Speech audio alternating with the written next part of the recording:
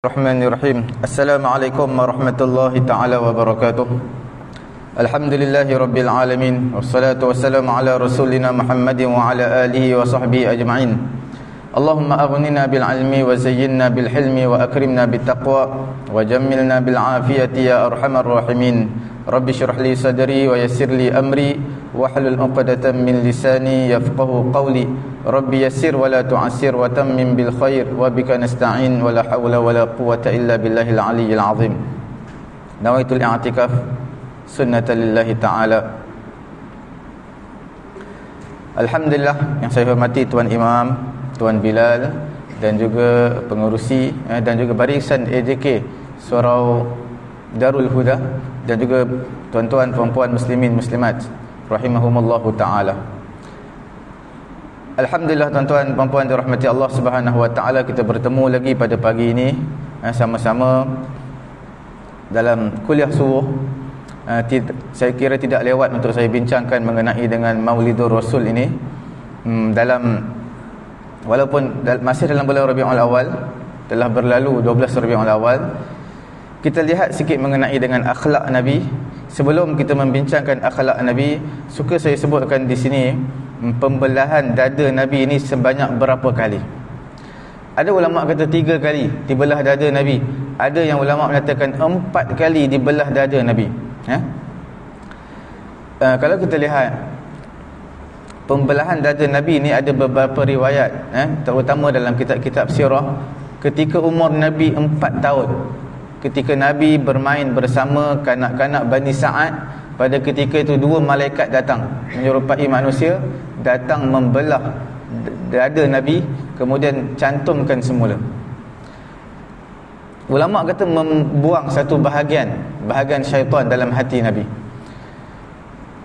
Kemudian pada umur Nabi hampir 40 tahun, sebelum 40 tahun sebelum menerima wahyu, sebelum dilantik menjadi Nabi, dibelah dada Nabi untuk kali kedua. Itu juga dalam beberapa riwayat yang sahih.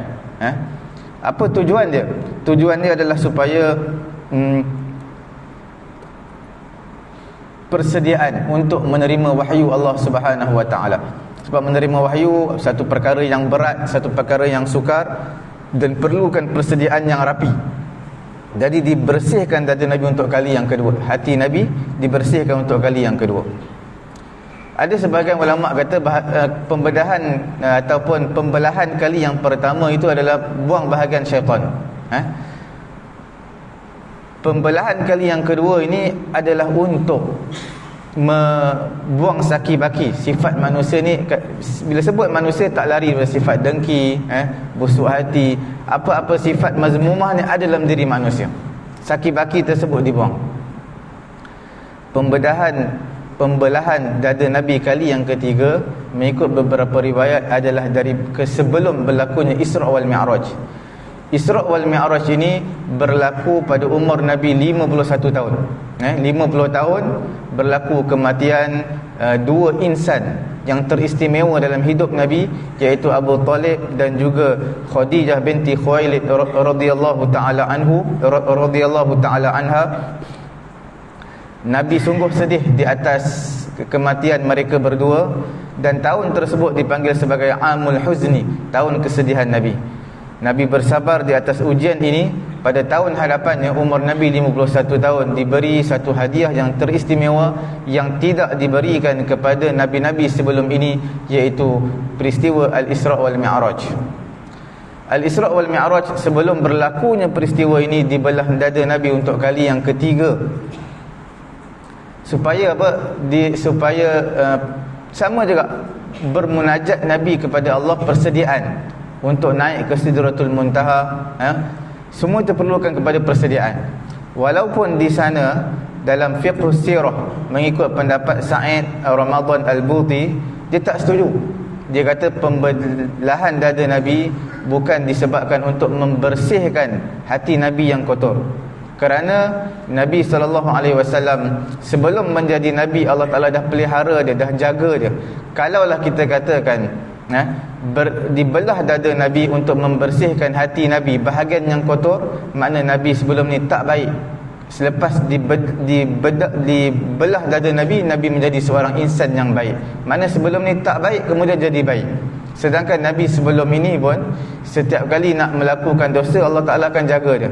Sebab itu zaman muda Nabi tak sama seperti zaman muda orang-orang jahiliah, minum arak, bergaul sana sini. Nabi tidak, Nabi beruzlah.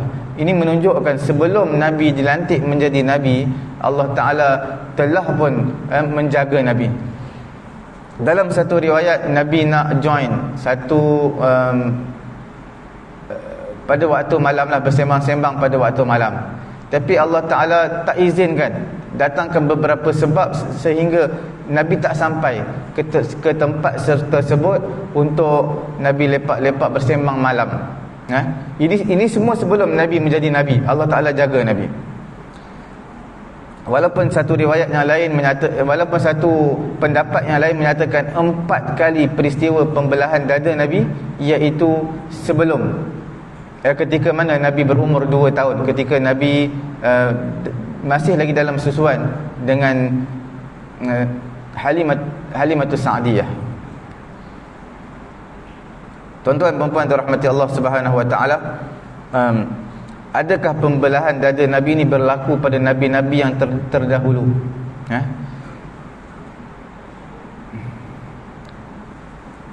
Pembelahan dada Nabi ini tidak berlaku pada zaman nabi-nabi yang telah terdahulu, melainkan satu ayat daripada Al-Quran menyatakan, wa qala lahum nabiyyuhum inna ayata mulkihi an ya'tiyakumut tabutu fihi sakinatun min rabbikum wa baqiyatun mimma taraka alu Musa wa alu Harun tahmiluhul malaikah inna fi dhalika laayatan lakum in kuntum mu'minin. Dalam ayat ini dinyatakan inna ayata mulkihi an ya'tiyakumut tabut. Ada dalam tabut. Tabut ini makna dalam satu peti, dalam satu seperti kotak. Fihi sakinah, ada sakinah.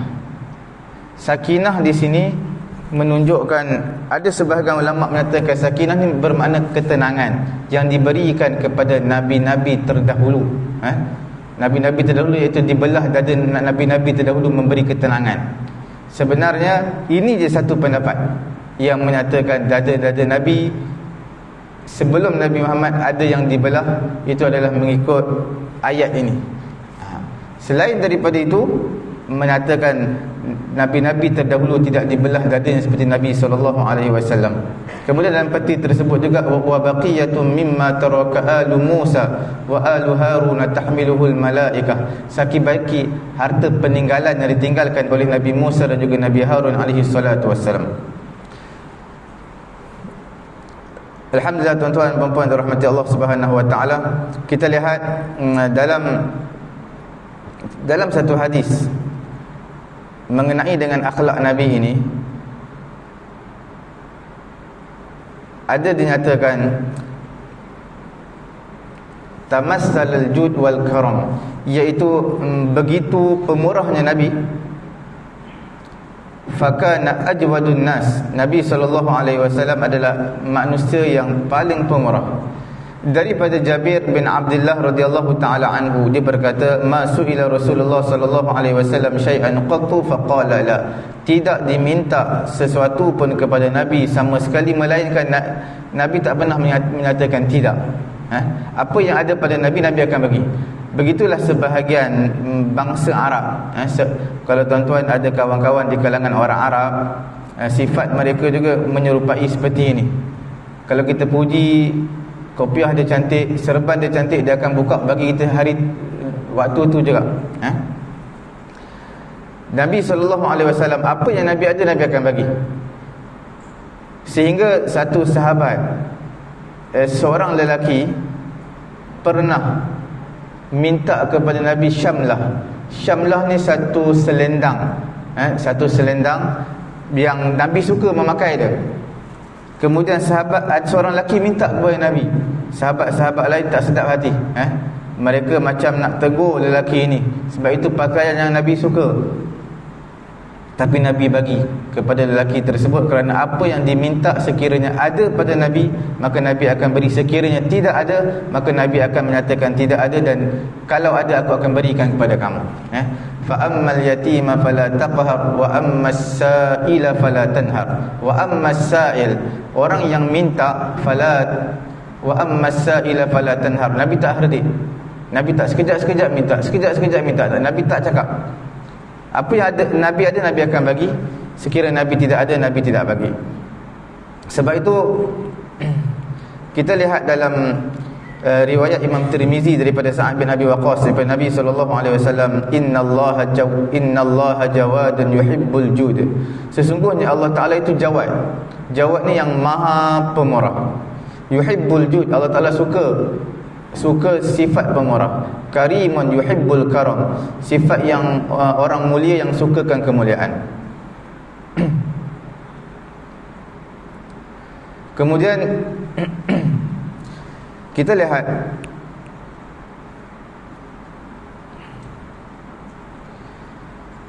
riwayat daripada Anas bin Malik. Walaupun dalam sanad ini ada sedikit ada masalah sedikit dalam masalah rantaian ataupun sanad ini. Anas bagi tahu, ala ukhbirukum bil ajwadil ajwad.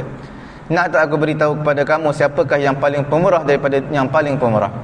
Allahul ajwadul ajwad. Allah lah yang paling pemurah di kalangan yang paling pemurah. Wa ana ajwadu bani Adam. Maka Nabi kata, aku adalah yang paling pemurah di kalangan anak Adam. Wa ajwaduhum min ba'di rajulun alima ilman fanashara ilmah. Kemudian Nabi kata, orang yang paling pemurah di kalangan manusia, di kalangan anak Adam selepas daripada kematian aku adalah seorang lelaki yang mengetahui satu ilmu, fanashara ilmah, dan dia menyebarkan ilmu tersebut. Ini orang yang kita panggil orang yang pemurah. Yub'atsu yaumal qiyamati ummatan wahdah wa rajulun jada bi nafsihi fi sabilillah. Dibangkitkan pada hari kiamat orang yang menyebarkan ilmu ini, dia tak ada pengikut, dia tak ada follow ramai pun. Orang yang dengar kuliah dia, orang yang dengar ceramah dia, orang yang dengar nasihat-nasihat baik dia, di hari akhirat nanti dia satu umat. Makna bila sebut umat ni ramai yang akan bersama dengan dia. Dan satu lagi adalah seorang lelaki yang jada bi nafsihi fi sabilillah, orang yang berjuang dirinya di jalan Allah Subhanahu wa taala, ataupun orang yang menginfakkan diri dia di jalan Allah Subhanahu wa taala. Ini menunjukkan orang yang menyampaikan kata-kata baik, nasihat baik, termasuk di kalangan orang yang pemurah. Nabi antara orang yang paling pemurah, Nabi antara orang yang paling berani, Nabi adalah orang yang paling terpuji sifatnya. Sebab Nabi SAW bila dengar saja satu dentuman daripada Madinah, dentuman yang sangat kuat, Nabi terus pegang satu bilah lembing, terus Nabi menaiki unta, menaiki kuda, dan Nabi bersegera ke tempat dentuman tersebut. Ini menunjukkan keberanian Nabi. Sebelum orang lain sampai, dia sampai dulu. Di kalangan kita pun sampai juga dulu, tapi ambil gambar dulu untuk viralkan. Nabi orang pertama sampai, menunjukkan keberanian Nabi SAW. Kemudian dalam daripada riwayat daripada Sahih Muslim, ma su'ila Rasulullah sallallahu alaihi wasallam 'ala al-Islam syai'an illa a'tah. Tak ada diminta kepada Nabi ke atas agama Islam sesuatu pun, melainkan Nabi akan berikan. Faja'ahu rajulun, datang seorang lelaki, fa'atahu ghanaman baina jabalain. Maka datang seorang lelaki, Nabi berikan kepada dia apa? Nabi berikan kepada dia kambing antara dua bukit. Mana satu lembah kambing Nabi bagi kat dia. Banyaklah, mungkin ratusan, mungkin ribuan kambing Nabi bagi, macam tu je bagi. Kemudian lelaki ni pulang kepada kaum dia. Dia kata apa? Ya qaumi aslimu, wahai kaumku, masuklah Islam. Fa inna Muhammadan yu'ti ata'a man la yakhshal faqah. Sesungguhnya Muhammad telah memberikan satu pemberian yang tidak takutkan kemiskinan. Daripada Anas bin Malik, seorang lelaki la yuslim, benar-benar dalam masuk Islam, ma yuridu illa dunya, dia telah masuk Islam dan dia tak nak apa melainkan dunia je. Dia masuk Islam tapi bukan nak apa, nakkan harta benda dunia. Fama yumsi hatta yakuna al-islam ahabba ilaiha min ad-dunya wa ma 'alaiha. Kemudian tidaklah tibanya waktu petang melainkan Islam itu adalah satu agama yang paling dia suka berbanding dunia dan juga isi dunia ini. Maksudnya lelaki ni dia masuk Islam tapi sebenarnya dia nakkan harta, nakkan dunia. Bila mana dia minta kepada Nabi harta benda dunia, Nabi bagi, maka terkejut dia. Kita lihat Safwan bin Umayyah. Dia kata, laqad a'tani Rasulullah sallallahu alaihi wasallam ma a'tani. Sesungguhnya Nabi sallallahu alaihi wasallam telah memberi kepada aku pemberian yang dia telah berikan kepada aku. Wa innahu lamin abghadin nas ilai. Sesungguhnya Nabi manusia yang paling aku benci dekat dunia ni. Fama bariha yu'tini hatta innahu la ahabbun nas ilai. Sehinggalah Nabi berikan aku satu hadiah, berikan satu benda sehinggalah pemberian Nabi ini dapat mengubah hati aku daripada manusia yang paling aku benci menjadi manusia yang paling aku cintai. Ibn Syihab menyatakan a'tahu yauma Hunain. Nabi SAW pernah berikan kepadanya 100 ekor unta. Summa mi'ah, kemudian 100 lagi, kemudian 100 ekor unta lagi. Begitulah pemurahnya Nabi SAW, sehingga dalam kitab Maghazil Waqidi, nukilan Al-Waqidi dalam bab peperangan, Nabi SAW memberikan kepada Safwan bin Umayyah pada hari tersebut, pada ketika itu, satu lembah yang dipenuhi dengan unta dan juga kambing. Ibilan wa na'aman, unta dan juga binatang-binatang ternak yang lain.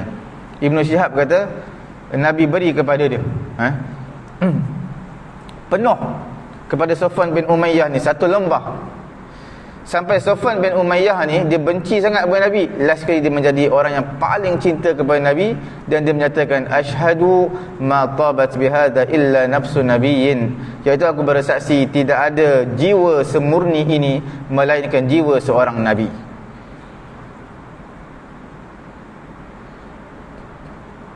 Ada satu kali sifat pemurah Nabi ini, Jubair bin Mut'im, dia kata al-a'rab, orang-orang A'rab, makna orang asli Badawi, orang asli orang Arab ini yang duduk di kawasan pedalaman,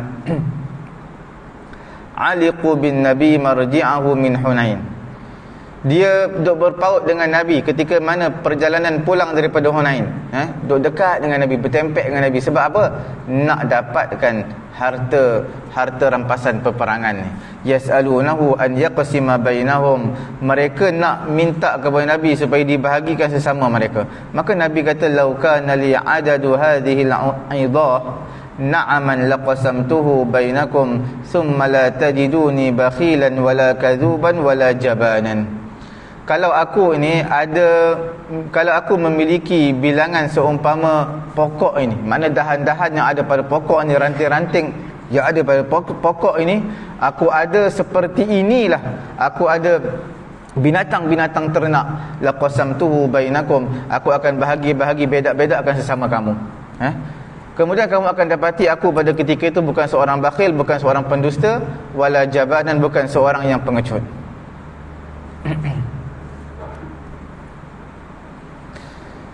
Daripada Jabir radhiyallahu taala anhu, masuila Rasulullah sallallahu alaihi wasallam syai'an faqala la, wa annahu qala li Jabir. Nabi sallallahu alaihi wasallam berkata kepada Jabir, "Lau ja'ana malul bahrain." Kalaulah datang kepadaku harta daripada Bahrain, laqad a'taituka hakadha wa hakadha wa hakadha. Aku akan berikan kepada kamu. Harta datang daripada dua laut. Aku akan berikan kepada kamu seperti ini, seperti ini, seperti ini. Maksudnya Nabi tunjukkan dua tangan je. Apa yang ada semua aku berikan kepada kamu. Sehingga dua lautan semua aku beri kepada kamu.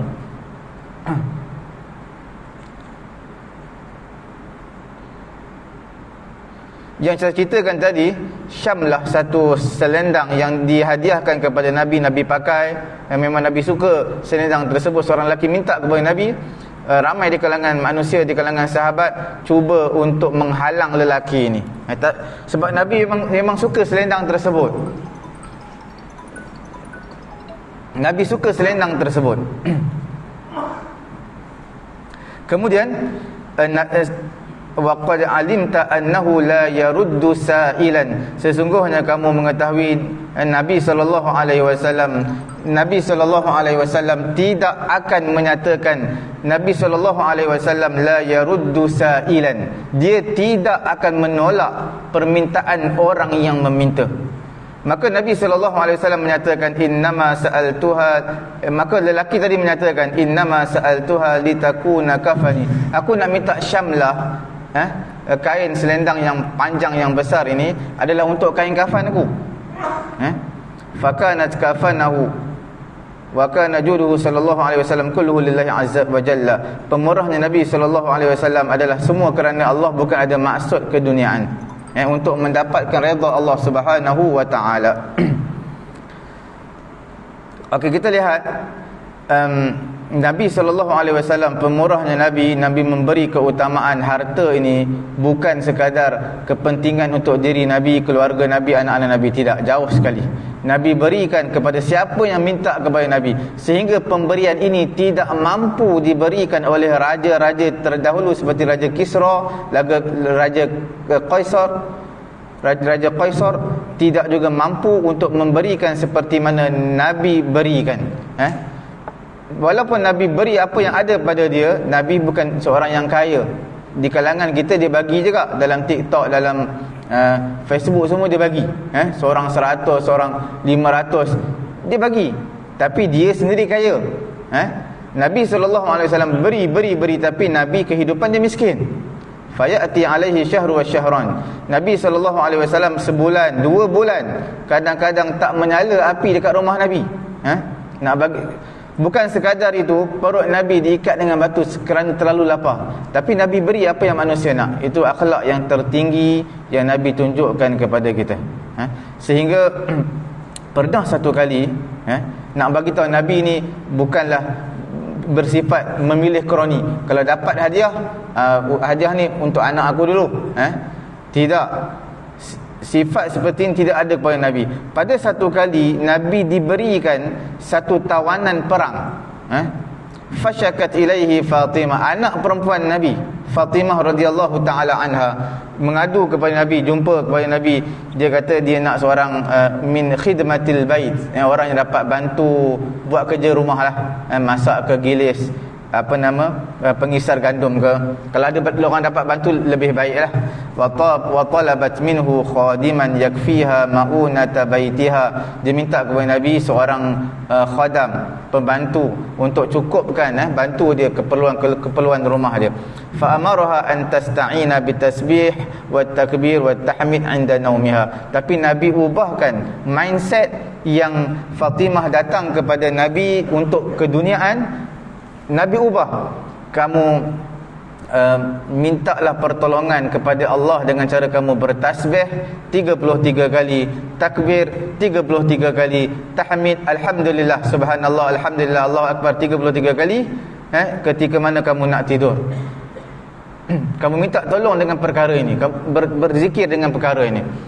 Wa qala la u'tika wa ad'u ahla suffah tutwa butunuhum minal ju'. Nabi memberikan satu kata-kata akhir kepada anak perempuannya, aku tak berikan kepada kamu hamba tawanan ini untuk membantu kamu, sedangkan aku membiarkan ahlus suffah, orang-orang miskin yang ada di belakang Masjid Nabawi dipanggil ahlus suffah, dalam keadaan mereka ni perut mereka kelaparan. Tak mungkin aku akan berikan kepada kamu sedangkan ahlus suffah dalam keadaan lapar. Ini menunjukkan Nabi SAW, pemurahnya Nabi pemurahnya Nabi, sehingga untuk keperluan anak dia, bukanlah kata sampai 2 orang 3 orang pembantu rumah anak dia, tak, seorang je. Dan inilah anak perempuan kesayangan dia, Fatimah. Sebab anak lelaki, anak perempuan, kasih sayang anak perempuan lebih berbanding dengan anak lelaki. Sebab tu orang yang ada 10 orang anak lelaki tak sama dengan seorang yang ada seorang anak perempuan. Kasih sayang yang lebih diberikan kepada anak perempuan ni. Jadi sehingga dalam satu hadis dinyatakan, lau anna Fatimah saraqat laqata'tu yadaha, kalau Fatimah mencuri, aku sendiri yang akan potong tangannya. Sebab ini semua ada satu bangsa, satu kabilah, yang kabilah, tak salah saya kabilah Makhzum, kalau tak salah saya lah, mereka ini cuba minta recommendation daripada anak angkat Nabi atau cucu angkat Nabi, supaya jumpalah Nabi, bincang dengan dia supaya digugurkan hudud ini kepada wanita kami, wanita kabilah kami. Sebab dia ni di antara golongan bangsawan, kabilah bangsawan. Maka Nabi ucapkan apa? Nabi katakan, lau kanat Fatimah saraqat laqata'tu yadaha, kalau Fatimah mencuri, aku sendiri yang akan potong tangan dia. Ini menunjukkan, kalau Fatimah anak perempuan aku mencuri, aku tak suruh orang lain potong, aku sendiri potong. Nak menunjukkan Nabi berlaku adil kepada sesiapa pun. Nabi tak barat sebelah. Tuan-tuan dan puan-puan dirahmati Allah Subhanahu wa taala, kita lihat Nabi SAW antara yang paling berani daripada Ali bin Abi Talib radhiyallahu taala anhu. Dia kata, kunna idza ihmarra al-ba's wa laqiya al-qauma ittaqaina bi Rasulillah sallallahu alaihi wasallam. Apabila peperangan menjadi sengit, satu kaum telah bertempur dengan satu kaum, iaitu kabilah kafir bertemu dengan orang-orang Islam, ittaqaina bi Rasulillah, kami jaga Nabi sallallahu alaihi wasallam. Fama yakunu minna ahadun adna minal qaum minhu, tidak ada satu kaum, seorang pun di kalangan kami yang lebih dekat kepada orang kafir, tentera kafir berbanding Nabi SAW. Dalam pertempuran, Nabi yang terkedepan, Nabi tak duduk belakang. Kita bukan sekadar peperangan, dalam saf pun tak nak depan. Dalam saf kita nak depan, kita biarkan orang lain depan untuk masuk. Itu semua makruh. Bila ada saf kosong depan, cepat-cepat kita yang pergi, bukan kita suruh orang lain pergi depan. Al-isar bil ibadah makruh, utamakan orang lain dalam ibadah makruh, kita kena pergi. Tetapi al-isar bi ghairil matlub, dalam bukan bab ibadat, itu adalah matlub. Dalam selain bab ibadat, selain daripada bab-bab yang dituntut ini, itu adalah satu tuntutan untuk kita utamakan orang lain. Maksudnya dalam bab makan, dalam bab minum, tak apalah, tuan minum dululah, tuan makan baru saya makan. Itu dalam bab-bab keduniaan. Dalam bab ibadat, kita pergi depan, bukan suruh orang lain pergi depan. Satu lagi cara untuk menghilangkan mengantuk, tuan-tuan pagi ni, ramai yang mengantuk pagi ni, dia satu sunnah untuk hilangkan mengantuk adalah dengan cara ubah tempat. Kalau tuan-tuan duduk sini satu tempat, mengantuk lain macam ni, satu sunnah pindah ke tempat lain. Pindah ke tempat lain untuk hilangkan mengantuk. Mungkin tempat tersebut tak serasi dengan kita lah, ubah ke tempat lain. Cuma dalam bab sembahyang Jumaat, bila kita dengar khutbah, kita mengantuk. Dengar khutbah, imam tak pegang teks khutbah lagi, tak naik atas mimbar pada mengantuk dah. Bila mengantuk ni disunatkan ubah tempat. Tapi tuan-tuan jangan ubah tempat yang lebih ke belakang, sama ada satu baris dengan tuan-tuan ataupun saf yang di hadapan tuan-tuan yang kosong. Sebab walaupun mengantuk memang sunnahnya ubah tempat, tapi tak sunnah pilih tempat yang mafdul, yang tak afdal. Tuan-tuan berada saf yang ketiga, itu afdal lah, sembahyang Jumaat saf depan. Tapi nak, sebab mengantuk nak duduk saf belakang-belakang, itu tidak afdal, itu tidak sepatutnya lah. Walaupun sunnahnya mengubah tempat ketika mengantuk. Nabi SAW azhadun nas fid dunya, manusia yang paling zuhud di kehidupan dunia ini daripada Ibnu Mas'ud, dia kata nama Rasulullah ala hasir, Nabi tidur di atas tikar je. Faqama wa qad asara fi jambi. Kemudian bila Nabi bangun, ada kesan-kesan pada lambung Nabi, sebab Nabi tidur mengereng belah kanan. Ada kesan-kesan tikar. Kemudian kami kata, ya Rasulullah, lau ittakhadna laka wita'an faqala mali walid dunya. Kami kata kepada Nabi, wahai Nabi, kalaulah bagi kamu ni, kamu memiliki ada satu hamparan yang tebal lah, macam tilam ke, kan itu lebih baik bagi kamu, tak adalah kesan-kesan pada badan kamu. Apa jawapan Nabi? Mali walid dunya. Apa kena mengena aku dengan dunia? Ma ana fid dunya illa karakibin istadalla tahta syajarah summa raha wa tarakaha. Tidaklah aku dengan dunia ni seperti mana orang yang menunggang satu kenderaan, menunggang satu tunggangan, transit saja di bawah rimbunan pokok, sebab letih dalam perjalanan, transit sekejap. Kemudian lepas dia hilang keletihan dia teruskan perjalanan dan tinggalkan tempat berehat dekat rimbunan pokok dia. Begitulah aku dengan dunia. Aku datang ke dunia hanya sementara untuk beribadat kepada Allah, buat baik kepada manusia. Kemudian ini transit aku. Kemudian aku akan tinggalkan dunia, aku akan bertemu dengan Allah Subhanahu Wa Taala.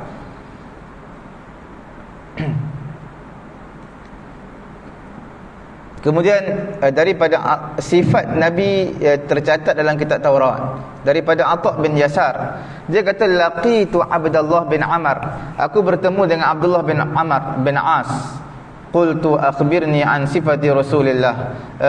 Aku kata, wahai Abdullah bin Amr, cerita sikit kepada aku mengenai sifat Nabi SAW yang terdapat dalam kitab Taurat. Maka Abdullah bin Amr kata, okey, wallahi innahu lamawsufit Taurat bi ba'di sifatihi fil Quran. Demi Allah, sesungguhnya sifat Nabi ini sebahagian disifatkan dalam Taurat dan sebahagian sifatnya di dalam Al-Quran. Ya ayyuhan nabi, inna arsalnaka syahidan wa mubasysyiran wa nadhira. Dalam Quran, sifat Nabi ini sesungguhnya kami utuskan kamu wahai Muhammad sebagai syahidan, sebagai saksi, wa mubasysyiran, sebagai pemberi berita gembira, wa nadhiran, sebagai pemberi peringatan.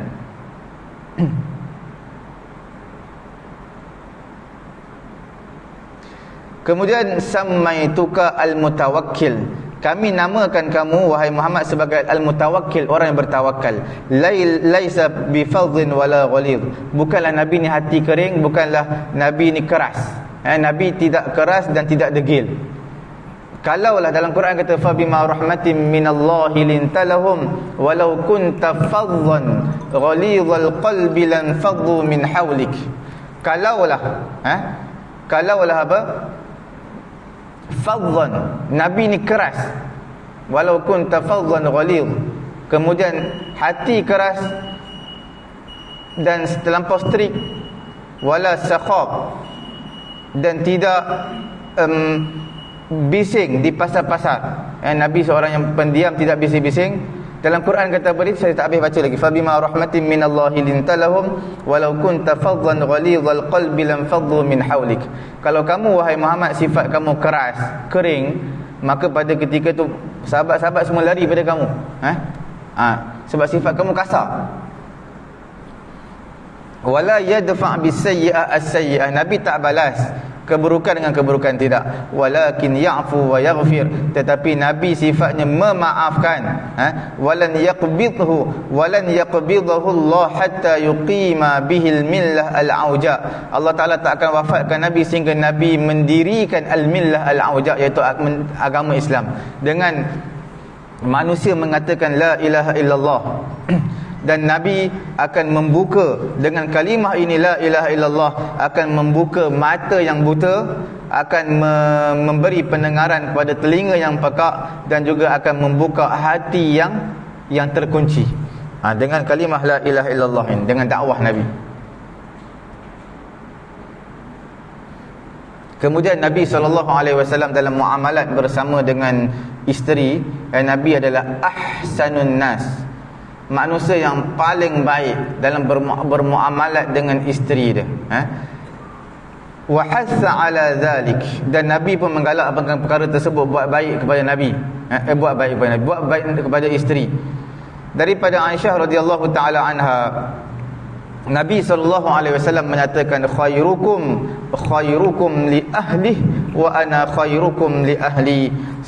Sebaik-baik kamu adalah orang yang buat baik kepada keluarganya, kepada isterinya. Wa ana khairukum li ahli, aku adalah orang yang paling baik di kalangan kamu, berbuat baik kepada isteri. Dan Nabi SAW dengan isteri ini adalah Nabi antara orang yang terbaik bersama dengan isteri. Nabi SAW bermuamalat dengan isteri-isteri Nabi,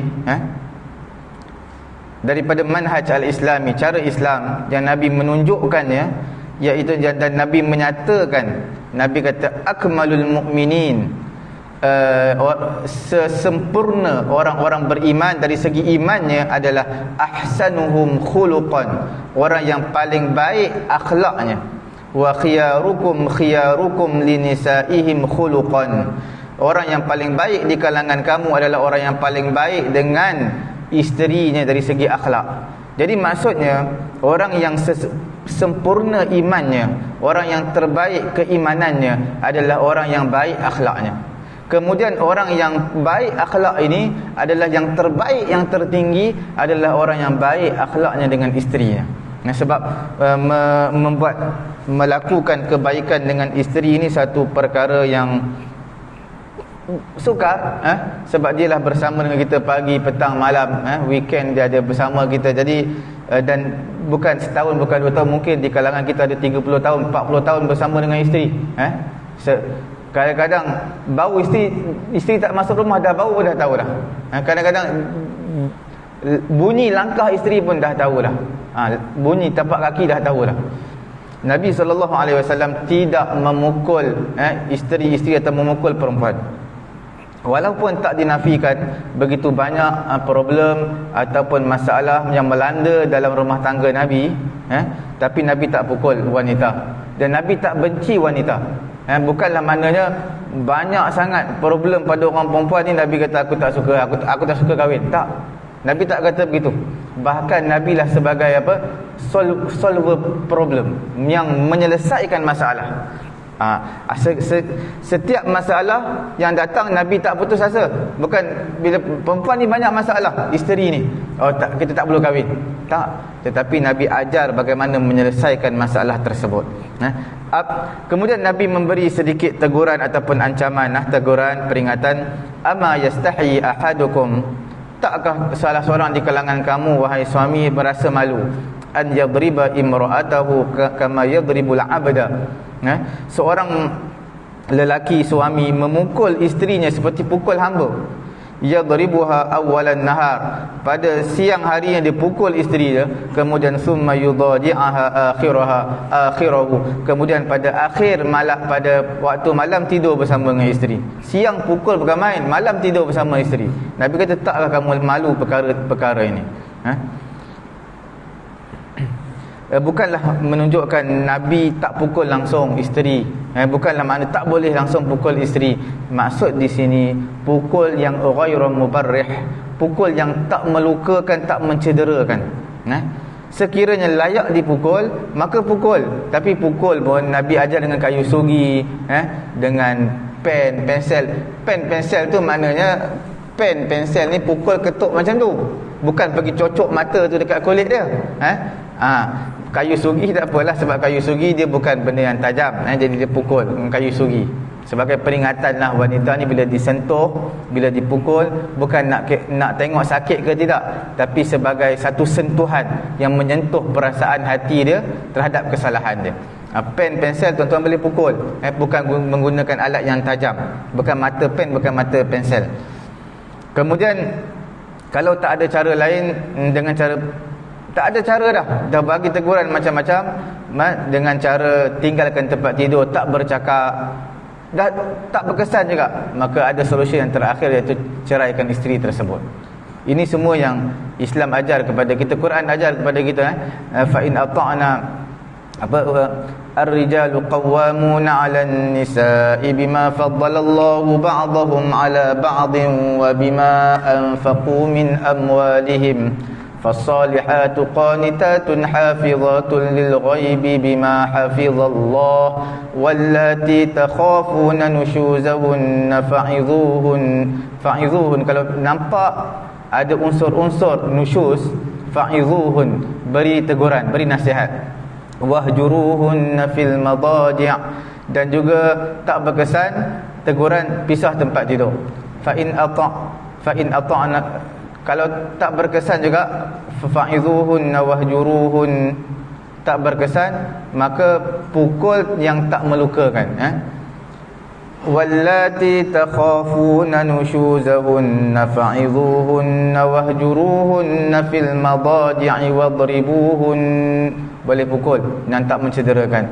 Fa in ata'nakum fala tabghu 'alaihinna sabila, sekiranya mereka taat kepada kamu dah cukup, jangan cari jalan lain untuk cari masalah, cukup sekat tu. Kalau mereka dah taat dah habis. Sebab Nabi SAW pernah juga ceraikan isteri dia, iaitu Hafsah radhiyallahu taala anha. Hafsah ini isteri Nabi. Hafsah ini seorang yang kuat puasa sunat, kuat ibadat, tapi Nabi ceraikan juga. Sebab itulah solving problem, tak ada cara lain dah. Sebab Hafsah radhiyallahu taala anha, Nabi pesan kat dia, jangan cerita benda ni dekat madu-madu lain lah. Cukup sekadar pengetahuan kamu, cukup apa yang berlaku sekadar ini, setakat ini, habis setakat ini. Memang Nabi SAW berada pada giliran Hafsah, di rumah Hafsah. Cuma bukanlah kesalahan Nabi, sebab pada giliran Hafsah itu satu utusan daripada Mesir dihantar untuk beri hadiah Maria Al-Qibtiyah kepada Nabi. Ketika itu Nabi berada di rumah Hafsah. Kemudian Hafsah minta izin, tak, dia nak keluar, ada urusan. Sedang Nabi duduk seorang di rumah giliran Hafsah itu, datangnya seorang utusan beri Maria Al-Qibtiyah hadiah daripada Raja Mesir Al-Muqawqis kepada Nabi. Nabi pun terimalah. Dan Nabi duduk pada giliran Hafsah, di rumah Hafsah, duduk bersama perempuan lain, Maria Al-Qibtiyah, seorang hamba, yang mana Nabi kahwini selepas daripada itu, selepas Nabi merdekakan dia.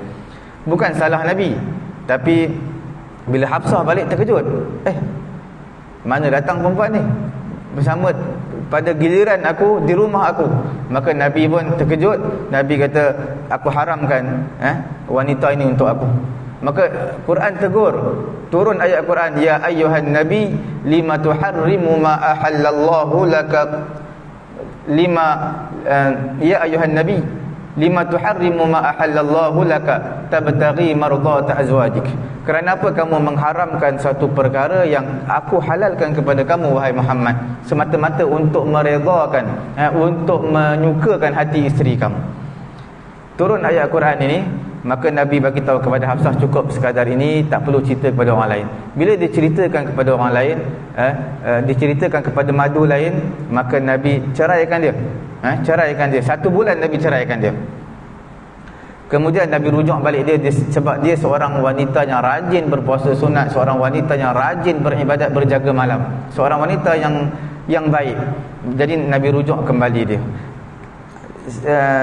Peristiwa Aisyah radhiyallahu taala anha, hadisul ifki, peristiwa fitnah yang dilakukan oleh orang munafik, dilakukan oleh Ubay bin Salul, Abdullah bin Ubay bin Salul, yang mana dia telah merekakan cerita Aisyah ini bersama dengan Safwan bin Mu'attal, sehingga viral cerita ni di Madinah Al-Munawwarah, sehingga Nabi turut terkesan. Sehingga Nabi tanya kepada madu-madu yang lain, Nabi tanya kepada orang yang kenal betul-betul Aisyah ini, bagaimana Aisyah ini, semua menyatakan perkara-perkara yang baik kepada Aisyah radhiyallahu taala anha. Sehingga Nabi sedikit terasa disebabkan viral cerita ni, seolah-olah Nabi seperti tergugat juga dengan cerita ni, sebab dah viral satu Madinah mengenai kisah Safwan bin Mu'attal dan juga Aisyah radhiyallahu taala anha. Sebenarnya Safwan bin Mu'attal ini antara lelaki yang terkemudian dalam peperangan yang terakhir sekali yang akan bergerak dia lah. Cuma satu rombongan peperangan telah bergerak pulang. Safwan bin Mu'attal ini dia antara yang paling belakang, dan dia lihat ada barang-barang orang Islam yang tinggal, dia akan kutip. Dia akan kutip dan dia akan bawa balik ke Madinah Al-Munawwarah. Ini antara barang-barang orang Islam yang tertinggal. Tapi dia nampak ada satu kelibat bawah pokok. Bila ada kelibat bawah pokok, dia bagi tahulah, dia bagi tengok apa benda kelibat tersebut. Rupanya seorang wanita, iaitu Aisyah radhiyallahu taala anha. Dia suruh Aisyah naik atas tunggangan, dan dia tuntun tunggangan tersebut, bukan naik bersama Aisyah. Sampai di Madinah, tersebar cerita orang-orang munafik menyatakan Safwan bin Mu'attal bersama Aisyah radhiyallahu taala anha. Nabi tak bertegur dengan Aisyah ni 18 hari. 18 hari Nabi tak bertegur Aisyah, sehingga Aisyah menangis. Balik rumah ibu dan ayah dia, mengadu cerita ni kepada ibu dan ayah dia. Dan ibu dan ayah dia pun tak tahu untuk buat apa. Last kali turun ayat Quran, innal ladzina ja'u bil ifki usbatun minkum, membebaskan Aisyah daripada membersihkan isteri Nabi, membersihkan isteri Nabi Aisyah radhiyallahu taala anha daripada fitnah ini. Kemudian barulah Nabi menegur kembali Aisyah radhiyallahu taala anha. Jadi ini semua ujian-ujian yang datang dalam rumah tangga Nabi. Bukan satu peristiwa yang kecil, sampai satu Madinah tahu. Macam kita sekarang ni, kalau ada isu rumah tangga artis, satu medsos tahu, semua tahu. Kadang-kadang peristiwa kecil je, dia cerai pun satu Malaysia tahu. Kalau dia rujuk pun satu Malaysia tahu. Jadi perkara tersebut telah menggugat Nabi SAW, tapi Nabi selesaikan dengan cara yang terbaik. Tuan-tuan dan puan yang dirahmati Allah Subhanahu wa taala, mengakhiri kuliah kita pada malam ni, saya nak bawa satu hadis, satu hadis mengenai dengan kisah Nabi SAW ini. Mana-mana Nabi dalam satu hadis menyatakan ma ba'asallahu nabiyyan illa ra'il ghanam. Tidak ada dibangkitkan mana-mana nabi melainkan mereka dijadikan sebagai pengembala kambing terlebih dahulu. Maka ditanyakan kepada Nabi, wa anta ya Rasulullah, kamu wahai Rasulullah menjadi pengembala kambing? Maka Nabi kata, kuntu ar'aha li ahli Makkah ala qararit. Sesungguhnya aku ini menjadi pengembala kambing untuk orang Mekah dengan bayaran beberapa qirat. Qirat ini makna bayaran duit lah, sama ada dirham ke dinar ke. Pada zaman tu orang Mekah bayar kepada Nabi jadi pengembala kambing. Ada yang kata qararit ini bukan qirat, tetapi qararit ini bukan jenis mata wang, tetapi nama tempat. Tapi pendek kata, Nabi menjadi pengembala kambing bukan sekadar nabi-nabi terdahulu. Adakah semua nabi? Maka di sini ada ulama menyatakan sebenarnya dalam hadis tersebut adalah dalam mana-mana qawaid, kaedah-kaedah, sudah pasti di sana ada pengecualiannya. Bila sebut semua nabi sebelum diutus menjadi nabi, mereka akan mengembala kambing, sudah pasti di sana ada beberapa nabi yang dikecualikan, yang tak termasuk, tak menjadi pengembala kambing. Contoh seperti Nabi Daud alaihi salatu wassalam, dia tukang besi, dia melembutkan besi, dia tukang besi, dia bukan pengembala kambing. Nabi Idris alaihi salatu wassalam, dia tukang tenun, tukang jahit tenun, dia bukan pengembala kambing. Lagi apa lagi? Ada nabi-nabi yang lain yang mereka ini seperti Nabi, ada seorang nabi yang menjadi An-Najjar. Najjar ni tukang tukang, dipanggil sebagai tukang kayu. Ada seorang nabi dia tak jadi pengembala kambing. Samalah firman Allah Taala, walaqad ba'asna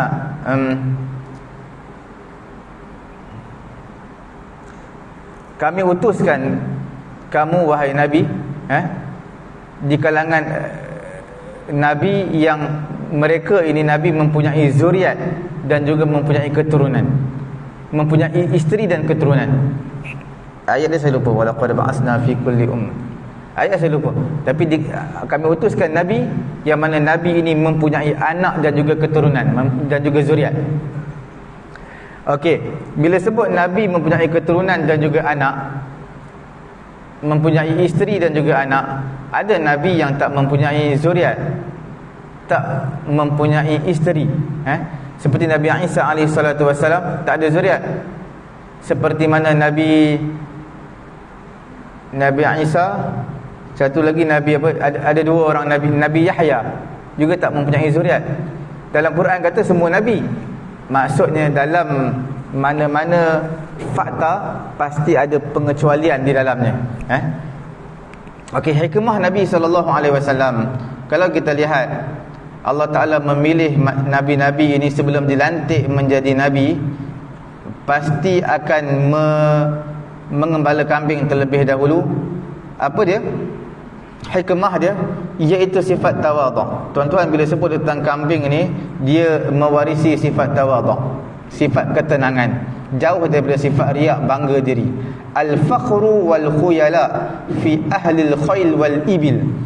Kebanggaan dan juga orang-orang besar, orang-orang besar adalah pada kambing, pada unta dan juga kuda.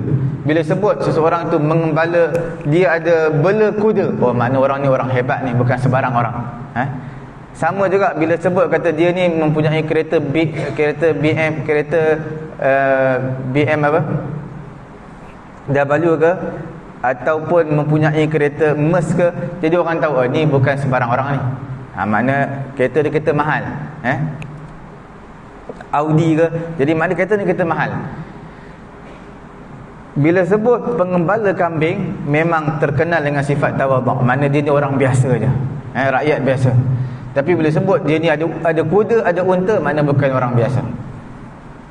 Wal faddadin ahlal wabar wal sakinah fi ahlil ghanam. Orang-orang yang kita panggil dalam ketenangan, orang-orang yang biasa ini adalah sebagai pengembala kambing. Riwayat daripada Imam Bukhari. Kemudian yang keduanya, mengembala kambing ini dia mewarisi sifat sabar. Sebab kambing ini kita bersama dengan dia, mengembala kambing dari pagi sampai ke petang.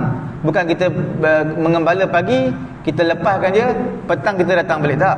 Orang yang mengembala kambing, dia akan bersama dengan kambing itu pagi sehingga ke petang.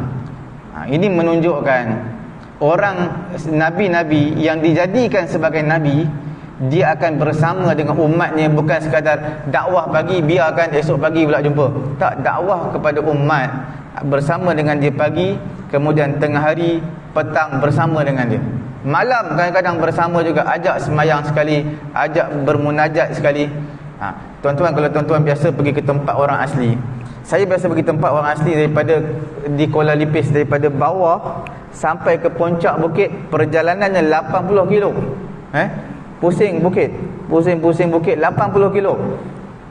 Maknanya dah boleh buat apa? Jamak daripada bawah bukit sampai ke atas. 80 kilo pusing. Ustaz dihantar pun ada juga untuk orang asli surau. Dia akan mengajarlah, ustaz-ustaz yang yang tugas mengajar orang asli. Tapi kami secara kebetulan kami datang hari Jumaat hari tu. Satu rombongan kami datang hari Jumaat nak beri sedikit bantuan lah. Kami datang hari Jumaat, kami kata sini tak ada sembahyang Jumaat. Oh, ustaz pulang hari Jumaat, dia balik rumah hari Jumaat. Dia datang balik hari Isnin. Jadi makna dia datang kerja lah, datang kerja hari Isnin, kerja, dan dia tidur situ bersama orang, ada kat tempat surau orang asli tu. Dia duduk situ hari Isnin, Selasa, Rabu, Khamis, Jumaat pagi dia akan pulang. Maknanya saya tanya, lepas tu semayang apa? Kami semayang biasa je lah, Zuhur biasa je. Jadi Jumaat, Sabtu, Ahad ustaz cuti, semayang pun cuti kat untuk orang asli, cuti. Hari Isnin baru datang balik semayang. Isnin, Selasa, Rabu, Khamis ada semayang. Hari Jumaat ada semayang subuh je. Zuhur, Asar semua cuti, Sabtu, Ahad. Bersama dengan umat ini, kita kena bersama dengan dia pagi petang. Seperti mana orang mengembala kambing, dia tak boleh lepas kambing macam tu je. Berbeza lembu. Lembu kerbau, unta berbeza dengan kambing. Tidak sama. Kambing ini kita kena bersama dengan dia pagi, petang. Dan kambing ini juga sifatnya suka bertebaran. Seorang seekor ke kanan, seekor ke kiri, seekor ke belakang. Kena betul-betul bersabar dan pastikan mereka duduk dalam satu grup. Berbeza dengan lembu. Lembu ni kalau dia bergerak sekali ya. Dia tak ada pergi ke sana, pergi ke sini, tak ada. Unta pun sama. Tapi kambing ni lain, dia perlu kesabaran yang tinggi. Takut-takut tuan-tuan kalau kerja pengembala kambing, hari ni masuk, minggu depan berhenti. Kadang-kadang tak sampai minggu depan, takut esok dah berhenti lah. Sebab memerlukan kesabaran yang cukup tinggi. Bukan sekadar kambing ini yang memerlukan kita sabar. Bila sebut tentang kambing, selalunya di negara Arab ni berada di kawasan padang pasir, dengan cuacanya panas.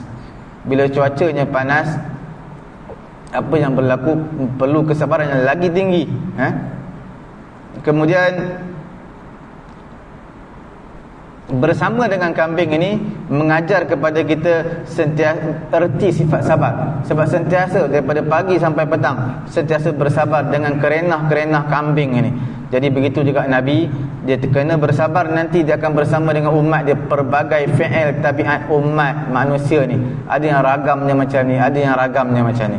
Kemudian yang keduanya adalah at-ta'ammul wa tafakkur, iaitu berfikir ataupun bertafakkur. Sebab pengembala kambing dia akan pilih tempat yang lapang, tempat yang luas. Bila tempat yang luas ni, hati kita, minda kita semua bersih.